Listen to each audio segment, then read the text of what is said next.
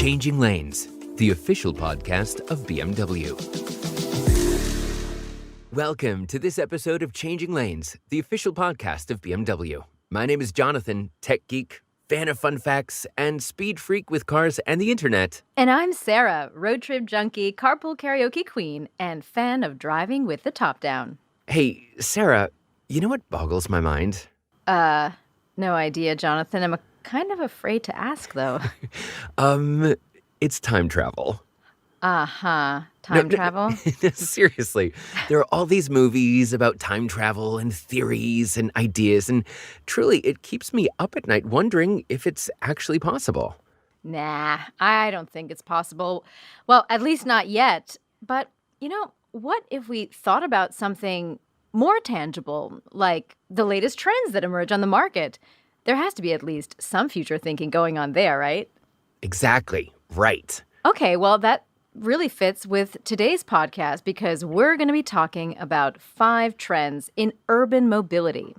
That's right. We're putting our futuristic goggles on for you to peer into the unknown to see what trends will emerge on the urban streets. Well, slow down a minute there, Jonathan.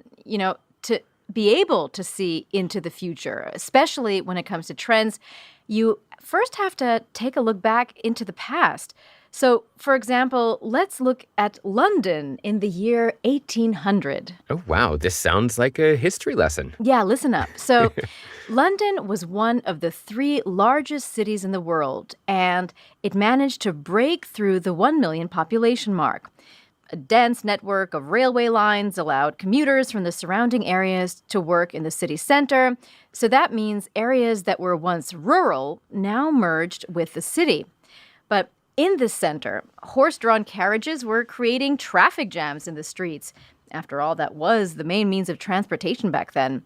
Well, by building the world's first underground railway network in 1860, the city wanted to master the challenge of subways.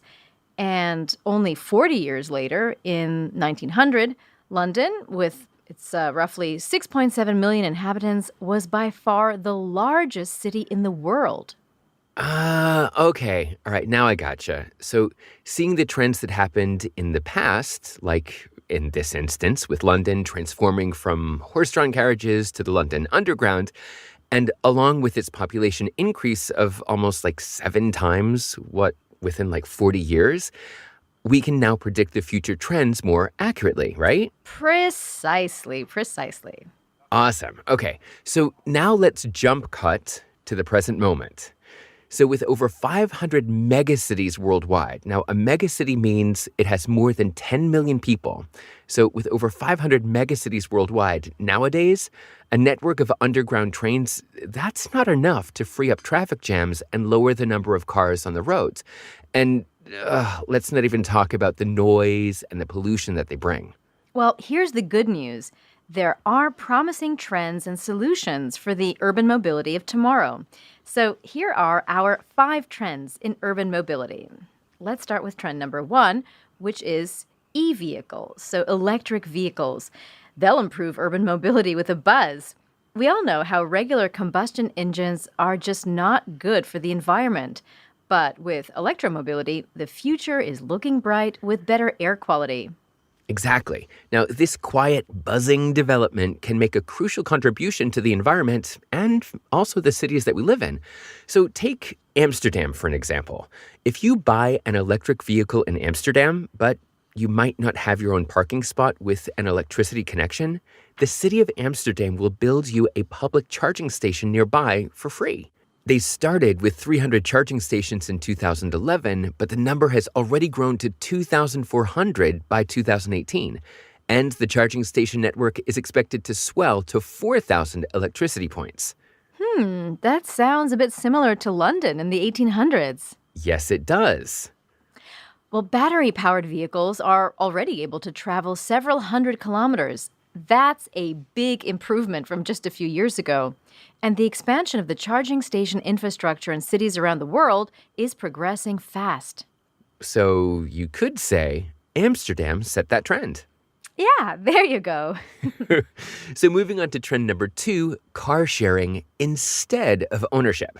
Well, talk about mobility on demand. I know, right? So this is a no-brainer. Urban mobility of the future is electric. But that still doesn't tackle the problem of traffic jams in congested cities. So, Sarah, did you know that up to 40% of inner city traffic is just people in their cars looking for parking spaces? Oh my God. I didn't know that statistic, but seriously, here in Berlin, looking around at how people are constantly looking for parking spots, I believe it. I mean, it's crazy. 40%.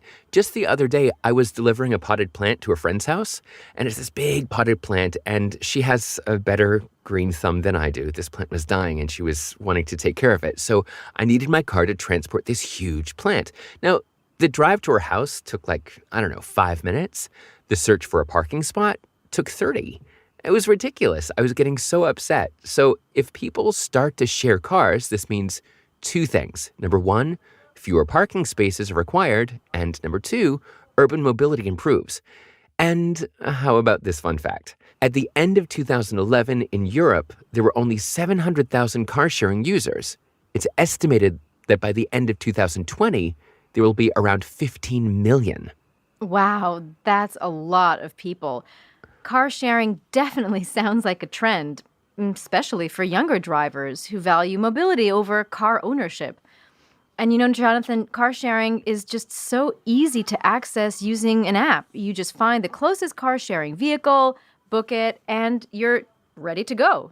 And along the lines of car sharing, a new trend in America is emerging called ride hailing. Ride hailing? What's that? Well, ride hailing is when you can find and book a private ride share using an app. In the autumn of 2018, 36% of American adults said that they had used a ride hailing service before. Oh, okay. Well, I know I have. Yeah, most definitely, like an Uber or a Lyft or Exactly. Yeah. something like that. So that's ride hailing. Cool. All right, let's move on to trend number 3, which is autonomous driving. That's where you let the car do the work. And for the podcast listener tuning in, we've already dedicated 2 whole podcast episodes to autonomous driving, so make sure to go back and listen to it if you want to take a deeper dive. Okay, back to you, Sarah. All right, so as a car sharing user, you still, of course, have to make your way to the car, but in the not too distant future, your vehicle could already be able to drive to you as if it's being steered by a ghost. Okay. This sounds a little bit creepy, like a creepy science fiction movie with a possessed car. But it's anything but that. The road to autonomous driving leads through 5 levels, with levels 1 and 2 already installed in most vehicles today, with features like cruise control and automated braking systems. Yeah, level 3 of autonomous driving is now being designed not only with test vehicles and current operation, but making highly automated driving in traffic suitable for everyday use. And this, in turn, improves urban mobility. And levels 4 and 5 of autonomous driving are all about getting to full automation of the vehicle while focusing intently on everyone's safety inside and outside the car. And we could go on and on about how super futuristic it is, but as I said before, we've done 2 whole podcast episodes on autonomous driving, so feel free to check it out. Yeah, make sure you do that. But for now, let's focus on the benefits of autonomous driving, especially when it comes to urban mobility. So that means fewer parking spaces, more green spaces for cities, and traffic jams could be a thing of the past. With a focus on a safe and gradual transition, autonomous driving definitely is a major trend to keep an eye out for. Guys, autonomous driving truly is the future. And trend number 4 will also stick its claim to the future, and that is car-to-X communication. Sorry, can you explain that? And perhaps to the unknowing podcast listener who's also scratching their head? Yes, of course, most definitely. So car-to-X communication is when everything communicates with everything and everyone. Okay, go on. Okay, so car-to-X, or some people call it connected cars, well, they can connect in real time both with each other, so that's car to car, and with objects in their environment, for example, with mobile devices or mobile networks, which is called car to mobile. Okay, so they can all communicate with each other? Yep, exactly. So let me give you an example of autonomous driving from the trend number 3, right? While driving autonomously along the road with other autonomous vehicles, the vehicles join together to form a convoy and act like a single vehicle. Oh my gosh, that really sounds futuristic. I know, right? So this convoy of autonomous vehicles can simultaneously accelerate or slowly brake as one unit, which optimizes traffic flow. Pretty cool, right? Yeah, totally.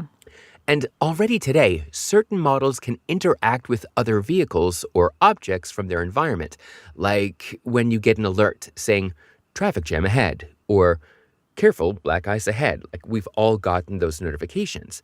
So the more cars that are equipped with this technology, the more accidents can be avoided. Yeah, I read recently that in the city of Wuxi in China, around 1.8 million vehicles make their way around the metropolis with cars, buses, traffic lights, and signs all communicating with each other. Wait, what? Really? Yeah. And there's a sophisticated traffic light system that continuously analyzes and optimizes the flow of traffic. It even lets the driver know how long the lights will be green for. Wow. So I guess you heard it here, folks. The future is now. So last but not least, we have trend number 5, which is urban mobility and public transport. Now, as Sarah told us at the beginning of the podcast, London already realized in the 19th century that public transport plays a key role in city mobility. But now in the present, underground transportation in the metropolises of the world, they're jam-packed. That's why we have the return of Ding Ding, the bicycle. How very hipster. A hipster indeed. Bike sharing is conquering the streets of lots of major cities around the world. Just think about it. Instead of taking up the entire lane with your car, you can travel within the narrowest of spaces on a bike, which is really useful for a lot of European cities that have really narrow streets. Exactly. And the same thing goes for e-scooters, which is also a great way to simplify mobility in urban environments. But hang on, let's think even bigger. Autonomous e-shuttle buses, drone taxis taking over public transport. You mean like autonomous driving taxis on the street, right? Jonathan. I mean drone taxis that take to the air. Whoa, what? Yeah, listen. In light of the congested city centers, the conquest of airspace seems to be a logical next step. Drone taxis will actually begin trial operations in Dubai, in Los Angeles, Dallas, and Singapore. Commercial use is scheduled from the year 2023, which is not that far off in the future. Well, in the beginning, pilots are still responsible for the steering, but the race for the first city in the world with autonomously flying drone taxis has already begun. Jonathan, are you okay? I really think for the first time I'm actually speechless. Wow, you really are mind-boggled, aren't you? Yeah, definitely. Well, listen, this is the reality that's not too far off in the future. All right, everyone, there you have it. Our top 5 trends for urban mobility. E-vehicles, car sharing, autonomous driving, car-to-X communication. And local public transport taking flight. Well, slow down there a bit. Let's just say local public transport integrating the 4 trends we mentioned into something safe and environmentally friendly for big cities. Exactly. Now, I don't know about you, Sarah, but I feel like I've been on a trip to the future even without a time machine. See? So maybe time travel is actually possible. I guess you just have to put your mind to it. So thanks, everyone, for listening to this week's episode of Changing Lanes. And if you enjoyed this episode, make sure you subscribe to our podcast for future episodes. And to dive deeper into all things BMW, do head over to our website. That's bmw.com to learn a lot more. I'm Jonathan. And I'm Sarah. And this has been Changing Lanes. See you next time.